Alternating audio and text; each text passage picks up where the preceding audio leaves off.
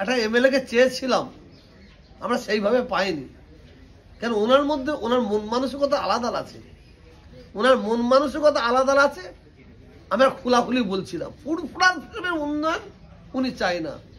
আমার পর্যটক কেন্দ্র করেছে সব জায়গায়। আমাদের এই সামনে থেকে একটা মুসলিম আছে, আইয়া থেকে মশার পর্যন্ত, ওইটাকে বাদ দিয়ে করেছে, কারণ ওই এলাকার পুরো মুসলমানরা বাস করে। চিন্তা করতে পারছেন? মুসলমান বলে বাদ দিয়েছে আমার মনে হচ্ছে মানে আপনি সাহেব যেটা অভিযোগ করছেন, ধর্মীয় আয়োজনকে কেন্দ্র করে দুর্নীতির কি অভিযোগ সরাসরি তুলছেন? না, আমি সরাসরি দুর্নীতি বলবো না। আমরা ওই সময় দুর্নীতিটা আমরা পাবো, আমরা মুখ্যমন্ত্রী এবং ববি হাকিমকে আমরা বলবো যে আপনি কি কি কাজ করেছে, মানে কাজ করেছে আপনাদের বলেছে, আর ডিএম এসডিও বিডিও তারা তো আপনাদের এই কাজ করেছে, এই কাজ করেছে, তারা তারা লিস্ট দেবে।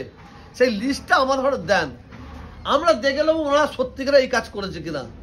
ওনারা বলছে আমরা 20টা কাজ করেছি, 20টা কাজ করেছি, আমরা এসে দেখি 10টা কাজ করেছে, সেটা আমরা জানাতে পারবো। কিন্তু এখানে আমাদের অন্ধকার রেখে দেওয়া হয়েছে। আজকে যে আপনি চিন্তা করতে পারলে, আজকে এই অনুষ্ঠানটা কাদের? বাংলার মানুষদের আমরা আছি, আবার রোজা। আজকে আপনারা চিন্তা করতে পারেন, এখানে একটা প্রেস কনফারেন্স করেছে, একটা অনুষ্ঠান করেছে, ফুরফুরা শরীফে কোনো পীরজাদাকে দেখেছেন? কোন পীর সাহেবকে দেখেছেন? উনি বলেছেন ব্যক্তিগতভাবে দেখা করবেন এবং তাদের থেকে ওনার ব্যক্তিগত তেল মারতে আসবে, ব্যক্তিগত তেল মারতে আসবে।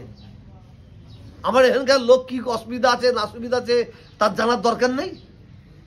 পীর সাহেব এখানে কোন কাজটা করলে এখানকার মানুষের সুবিধা হবে, কোন কাজটা করলে সুবিধা হবে না, হ্যাঁ কোন কাজটা করলে ভালো হবে, তার জানার দরকার নেই? একবার পুরোপুরা পীর সাহেবদের নিয়ে বসেছে।